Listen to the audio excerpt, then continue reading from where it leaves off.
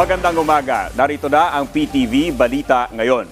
Patuloy pa ang realignment ng confidential at intelligence funds na kasama sa 2024 General Appropriations Bill o GAB.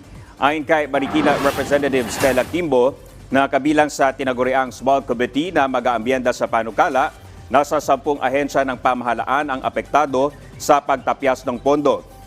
Kabilang ang confidential funds ng Department of Education at Office of the Vice President.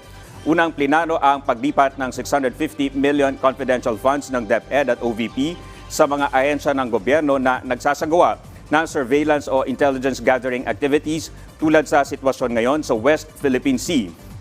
Hindi na sinabi ng kongresista kung kailan sila matatapos pero tiniyak niyang magpupulong muli ang komite sa Lunes.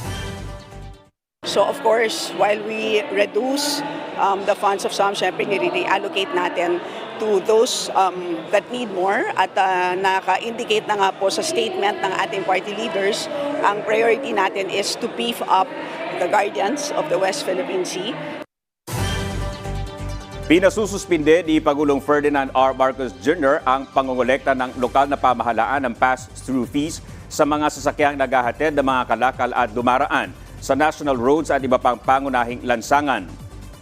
Sa ilalim ng Executive Order No. 41, kabilang sa mga pinagbabawalan munang sigilin ng mga LGU ang sticker fees, discharging fees, delivery fees, mayor's permit fees at iba pa. Ayon sa Pangulo, malaki ang epekto ng pass-through fees sa transportation at logistics cost, kaya tumataas ang presyo ng mga produkto at naipapasa sa mga consumer.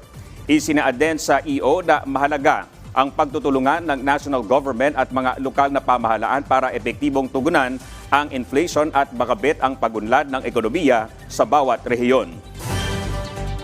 At yan ang mga balita sa oras na ito. Para sa iba pang updates, i-follow at i-like kami sa aming Facebook at Twitter sa @PTVPH. Ako po si Dominic Almelor. Magandang umaga.